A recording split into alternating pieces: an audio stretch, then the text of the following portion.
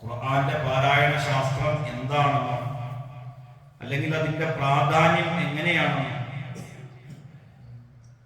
മനസ്സിലാക്കാതെ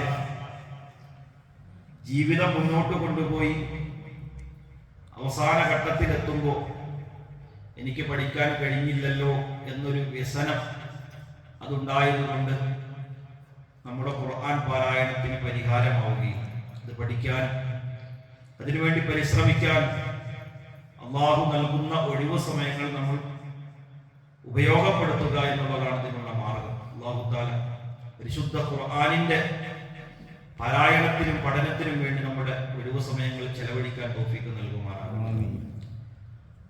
ഇന്നലെ പറഞ്ഞത് പരിശുദ്ധ ഖുർആനിന്റെ പാരായണ ശാസ്ത്രത്തിലെ ഏറ്റവും പ്രധാനപ്പെട്ട നിയമം സാക്കിനായ നൂനിന്റെയും തൻവീനിന്റെയും നിയമങ്ങളാണ്.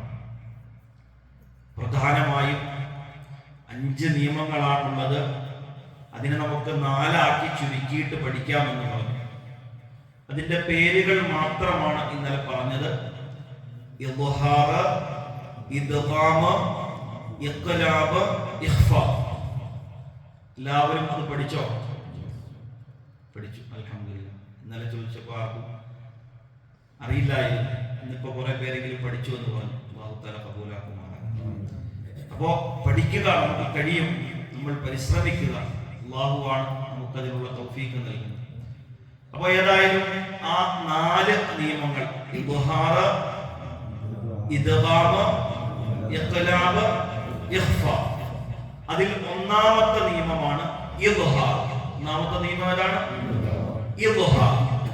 ഇദ്ഹാർ എന്നാൽ അതിന്റെ അർത്ഥം വെളിവാക്കുക എന്നാണ്. എന്താണ് അതിന്റെ അർത്ഥം? വെളിവാക്കി ഉച്ചരിക്കുക എന്നാണ് ഇദ്ഹാറിന്റെ അർത്ഥം. വെളിവാക്കി ഉച്ചരിക്കുക എന്ന് പറയുമ്പോൾ എന്തിനെയാണ് നമ്മൾ വെളിവാക്കി ഉച്ചരിക്കേണ്ടത്? എന്തിനെയാണ്? സാക്കിനായ നൂനിനെയും തൻവീനിനെയും വെളിവാക്കി തന്നെ ഉച്ചരിക്കണം. ഇനി നമുക്ക് ആ നിയമം ഒന്ന് പറയാം, എന്നിട്ട് 1-2 ഉദാഹരണങ്ങൾ നോക്കാം. നിയമം പറയുന്നതിന് മുമ്പ് ഓരോ നിയമത്തിനും, ഈ 4 നിയമത്തിനും അക്ഷരങ്ങളുണ്ട്. അറബിയിൽ 29 അല്ലെങ്കിൽ ഹിജായിയായ 28 അക്ഷരങ്ങളിൽ കുറെ അക്ഷരങ്ങൾ ഓരോ നിയമങ്ങൾക്കും തിരിച്ചു കൊടുത്തിട്ടുണ്ട്. അങ്ങനെയാണ് ആ ഏതാണ് നിയമം എന്ന് നമ്മൾ മനസ്സിലാക്കുന്നത്. ഈ ഇദ്ഹാറിന്റെ അക്ഷരം 6 അക്ഷരങ്ങളാണ്. എത്ര അക്ഷരമാണ്? 6 അക്ഷരം. ആ 6 അക്ഷരങ്ങൾ നമുക്ക് പഠിക്കാൻ എളുപ്പമുണ്ട്. ഹൽക്കിന്റെ അക്ഷരങ്ങളാണ് 6. എന്തിന്റെ അക്ഷരങ്ങളാണ്? ഹൽക്കിന്റെ എന്ന് പറഞ്ഞാൽ എന്താണ്? തൊണ്ട. അൽഹംദുലില്ലാഹ് അറിയാം. ഹൽക്കിന്റെ എന്ന് പറഞ്ഞാൽ തൊണ്ടയുടെ അക്ഷരം. അത് നമ്മൾ നേരത്തെ പഠിച്ചു വെച്ചിട്ടുണ്ട്. തൊണ്ടയുടെ അക്ഷരങ്ങൾ ഏതൊക്കെയാണ്? ഹംസ, ഹ, ഐൻ, ഹ, ഗൈൻ, ഖ. തൊണ്ടയുടെ അക്ഷരങ്ങൾ ഏതൊക്കെയാ? ഹംസ, ഹ, ഐൻ, ഹ, ഗൈൻ, ഖ. ഈ 6 അക്ഷരങ്ങളാണ് തൊണ്ടയുടെ അക്ഷരങ്ങൾ. ഇതാണ് എന്തിന്റെ അക്ഷരം? ഇദ്ഹാറിന്റെ അക്ഷരം. ഇതാണ് തൊണ്ടയുടെ അക്ഷരം, ഇതാണ് ഇദ്ഹാറിന്റെ അക്ഷരം. അപ്പൊ ഇനി നിയമത്തിലേക്ക് കടന്നാൽ സാക്കിനായ നൂനിനോ തൻവീനിനോ ശേഷം, സാക്കിനായ നൂനിനോ തൻവീനിനോ ശേഷമാണല്ലോ ഈ നിയമം തന്നെ. അപ്പൊ സാക്കിനായ നൂനിനോ തൻവീനിനോ ശേഷം ഹൽക്കിന്റെ 6 അക്ഷരങ്ങൾ നമ്മൾ പറഞ്ഞല്ലോ. ഈ 6 അക്ഷരങ്ങളിൽ ഏതെങ്കിലും ഒന്ന് വന്നാൽ അവിടെ എന്താണ് നിയമം? ഇദ്ഹാറാണ് നിയമം. അപ്പൊ നമ്മൾ അവിടെ എന്ത് ചെയ്യണം? വെളിവാക്കി ഉച്ചരിക്കണം. കഴിഞ്ഞു, അത്രേ ഉള്ളൂ നിയമം. സാക്കിനായ നൂനിനോ തൻവീനിനോ ശേഷം ഹൽക്കിന്റെ 6 അക്ഷരങ്ങളിൽ ഏതെങ്കിലും ഒന്ന് വന്നാൽ അവിടെ ഇദ്ഹാറാണ് നിയമം. അപ്പൊ എന്ത് ചെയ്യണം? സാക്കിനായ നൂനിനെയും തൻവീനെയും വെളിവാക്കി ഉച്ചരിക്കണം. അതാണ് ഒന്നാമത്തെ നിയമം. എല്ലാവരും പഠിച്ചോ? ഞാൻ എന്റെ ഉദാഹരണം, നമ്മളെന്നും ഓതുന്ന ഫാത്തിഹ ഓതാം. അതിൽ ഈ നിയമമുണ്ടോ എന്ന് അറിയാവുന്നവർ പറയണം. ഒരായത്തോതും നമുക്കറിയാലോ. ബിസ്മില്ലാഹിർ റഹ്മാനിർ റഹീം. അതിൽ നിയമമുണ്ടോ? ഉണ്ടെങ്കിൽ ഉണ്ട്, ഇല്ലെങ്കിൽ ഇല്ല. സംശയമുള്ളവരുണ്ട്. എന്താ നമ്മൾ നോക്കേണ്ട? നിയമം ഉണ്ടോ ഇല്ലയോ എന്നറിയാൻ സാക്കിനായ നൂനോ തൻവീനോ ഉണ്ടോ എന്ന് ആദ്യം നോക്കിയാൽ മതി. എന്നിട്ട് മതി അക്ഷരം നോക്കുന്നത്. ആദ്യമേ എല്ലാ അക്ഷരവും എണ്ണി നോക്കണ്ട. നമുക്ക് നിയമം ഉണ്ടോ എന്നറിയാൻ നോക്കിയാൽ മതി. സാക്കിനായ നൂനോ തൻവീനോ ഉണ്ടോ എന്ന് ആദ്യം നോക്കുക. അതില്ലെങ്കിൽ പിന്നെ നിയമം ഉണ്ടോ? ഇല്ല. അപ്പൊ ബിസ്മില്ലാഹിർ റഹ്മാനിർ റഹീം സാക്കിനായ നൂനോ തൻവീനോ ഉണ്ടോ? ഇല്ല. സംശയം. അൽഹംദുലില്ലാഹി റബ്ബിൽ ആലമീൻ അതിലുണ്ടോ? സംശയം. ഉണ്ട്. എവിടെയാ? അലമീൻ അവസാനം ഒരു സാക്കിനായ നൂന് വന്നു. പക്ഷെ അതിനുശേഷം വേറെ അക്ഷരമുണ്ടോ? ഇല്ല. സാക്കിനായ നൂനുണ്ട്, കണ്ടുപിടിച്ച ഒരാൾ. പക്ഷെ യഥാർത്ഥത്തിൽ സാക്കിനായ നൂനല്ലാതെ അത് വഖഫ് ചെയ്യുമ്പോൾ നമ്മൾ അങ്ങനെ സുക്കൂൻ കൊടുത്ത് നിർത്തുന്നതാണ്. ആലമീന എന്ന ഫത്തഹാണ് അവിടെ. വഖഫ് ചെയ്യുമ്പോൾ സുക്കൂൻ കൊടുക്കുന്നതാണ്. അതുകൊണ്ട് തന്നെ സാക്കിനായ നൂനല്ല. പക്ഷെ ഓതുമ്പോൾ സാക്കിനായ നൂനായിട്ടാണ് നമുക്ക് മനസ്സിലാകുന്നത്. അങ്ങനെ സാക്കിനായ നൂൻ വന്നാലും അതിനുശേഷം അക്ഷരം വന്നു, നിയമം വന്നു. അപ്പൊ അവിടെ ഇല്ല. അർ-റഹ്മാനിർ റഹീം അവിടെ ഉണ്ടോ? ഉണ്ടോ? എല്ലാവരുടെയും മനസ്സതിലൂടെ സഞ്ചരിക്കണം. മാലികി യൗമിദ്ദീൻ ഉണ്ടോ? എല്ലാവരും അതിലൂടെ പോട്ടെ. ഖുർആൻ ഒന്നും നമ്മുടെ മനസ്സിലേക്ക് പെട്ടെന്ന് വരണം. അതിനാണ് ഇയ്യാക നഅ്ബുദു വ ഇയ്യാക നസ്തഈൻ ഉണ്ടോ? ഇല്ല. ഇഹ്ദിനസ് സിറാത്തൽ മുസ്തഖീം ഉണ്ടോ? പറയുന്ന നിയമൊന്നും ഇല്ലാതെ അങ്ങനെയാണ്. സിറാത്തൽ ലദീന അൻഅംത അലൈഹിം ഉണ്ടോ? ഉണ്ടോ? ഉണ്ട്. ഇല്ല. ഉണ്ട്. ഉണ്ട്. സംശയമുള്ളവരുണ്ട്.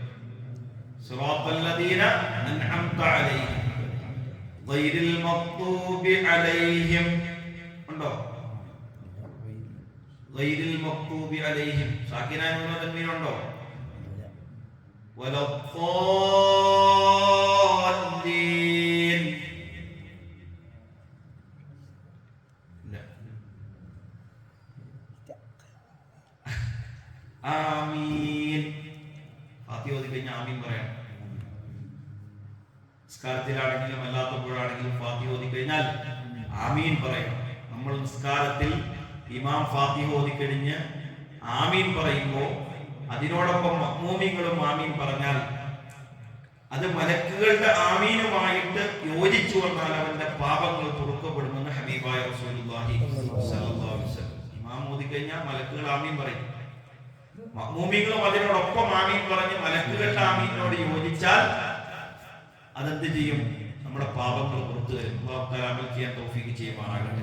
അപ്പോൾ ഫാത്തിഹയിൽ ഇദ്ഹാർ എന്ന് പറയുന്ന ഒരു നിയമം ഉണ്ട്.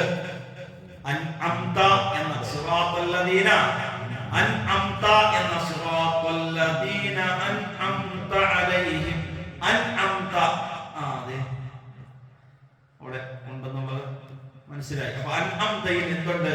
ഇദ്ഹാർ ഉണ്ട്. സാക്കിനായ നൂൻ അവിടെ വന്നു. അതിനുശേഷം ഏതക്ഷരം വന്നു? ഏതക്ഷരം വന്നേ? ഏതക്ഷരം വന്നേ? ഏതക്ഷരം വന്നേ? പലരും പറയുന്നില്ല.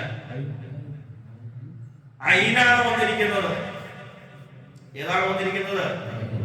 അപ്പൊ അൻ അംത അൻ എന്ന് പറയുമ്പോൾ സാക്കിനായ നൂൻ വന്നു. അതിനുശേഷം ഐൻ വന്നു. അപ്പൊ അവിടെ എന്താണ് നിയമം? ഇദ്ഹാറാണ്. അപ്പൊ അവിടെ എന്ത് ചെയ്യണം? വെളിവാക്കി ഉച്ചരിക്കണം. എന്ത് ചെയ്യണം? വെളിവാക്കി വ്യക്തമാക്കി ഉച്ചരിക്കണം. പക്ഷേ നമ്മിൽ പലരും തെറ്റിച്ചാണ് ഉച്ചരിക്കുന്നത്. അന്നംത എന്തെന്നോതും അന്നംത അന്നംത എന്ന് പറഞ്ഞ അവിടെ എന്താണ്? വാക്ക് മാറും. അന്നംത എന്ന് പറഞ്ഞാൽ നൂനിന് ഫത്ഹ് കൊടുത്തിട്ട് നമ്മൾ ഓതും. എന്ത് വരും? അന്നംത. പലരും അങ്ങനെ ഓതാറുണ്ട്. അങ്ങനെ ഓതിയാൽ നമ്മുടെ ഫാത്തിഹ തെറ്റാണ്. അങ്ങനെ ഓതിയാൽ നമ്മുടെ ഫാത്തിഹ തെറ്റാണ്. അൻ അംത എന്ന് വ്യക്തമാക്കി തന്നെ ഓതണം. വ്യക്തമാക്കിയില്ലെങ്കിൽ നമ്മുടെ ഫാത്തിഹ തെറ്റാണ്. ഫാത്തിഹ തെറ്റിയാൽ എന്ത് തെറ്റും? നിസ്കാരം തെറ്റും. നിസ്കാരത്തിന്റെ വാജിബുകളിൽ പെട്ടതാണ് ഫാത്തിഹ ഓതുക എന്നുള്ളത്. ശാഫിഈ മദ്ഹബ് പ്രകാരം ഫർദാണ്. ഏതായാലും അത് തെറ്റിയാൽ നമ്മുടെ നമസ്കാരം ബാത്തിലാകും. അത്ര ഗൗരവമാണ് ഈ തജ്വീദിന്റെ നിയമങ്ങൾക്ക്. പക്ഷെ നമ്മളത് ഗൗരവം കൊടുക്കാറോ അത് എന്താണെന്ന് മനസ്സിലാക്കാനോ തയ്യാറാകുന്നില്ല. ഇദ്ഹാർ, ഇഖ്ലാബ്, ഇദ്ഗാം അതൊക്കെ ലഹന ഖഫീയിലാണ് പണ്ഡിതന്മാർ ഉൾപ്പെടുത്തിയിരിക്കുന്നത്. അത് എന്താണ്? അത് പാലിച്ചില്ലെങ്കിലും നമുക്ക് ഹറാമ് വരില്ല. സാധാരണ ജനങ്ങൾക്ക് തെറ്റും വരാൻ സാധ്യത കുറവാണ്, ആമത്തുൻ നാസിൻ. പക്ഷേ ഇദ്ഹാർ പാലിക്കാത്തതിലൂടെ അക്ഷരങ്ങൾ മാറിപ്പോയാൽ അത് ഹറാമാണ്, നിസ്കാരം ബാത്തിലാകും. അതാണ് ഈ നിയമത്തിന്റെ പ്രത്യേകത. അല്ലാഹു സുബ്ഹാനഹു വ തആല മനസ്സിലാക്കാൻ തൗഫീഖ് നൽകുമാറാകട്ടെ. അപ്പോൾ മനസ്സിലായ ഇദ്ഹാർ എന്താണ്? സാക്കിനായ നൂനിനോ തൻവീനിനോ ശേഷം ഹൽക്കിന്റെ 6 അക്ഷരങ്ങളിൽ ഒന്ന് വന്നാൽ അവിടെ ഇദ്ഹാറാണ്, വെളിവാക്കി ഉച്ചരിക്കണം. ഇൻഷാ അല്ലാഹ് എല്ലാവരും ഈ നിയമം കൃത്യമായി പഠിക്കുക. മനസ്സിലാകാത്ത ആരെങ്കിലും ഉണ്ടോ? എല്ലാവർക്കും മനസ്സിലായില്ലേ? സംശയം എന്തെങ്കിലും ഉണ്ടോ? ഇല്ല. അല്ലാഹു തആല നല്ല നിലയ്ക്ക് നിയമങ്ങളൊക്കെ പഠിച്ച് ഖുർആൻ പാരായണം ചെയ്യാൻ തൗഫീഖ് നൽകുമാറാകട്ടെ. സുബ്ഹാനല്ലാഹി വ ബിഹംദിഹി സുബ്ഹാനല്ലാഹി വ ബിഹംദിഹി അഷ്ഹദു അൻ ലാ ഇലാഹ ഇല്ല അൻത അസ്തഗ്ഫിറുക വ അത്തൂബു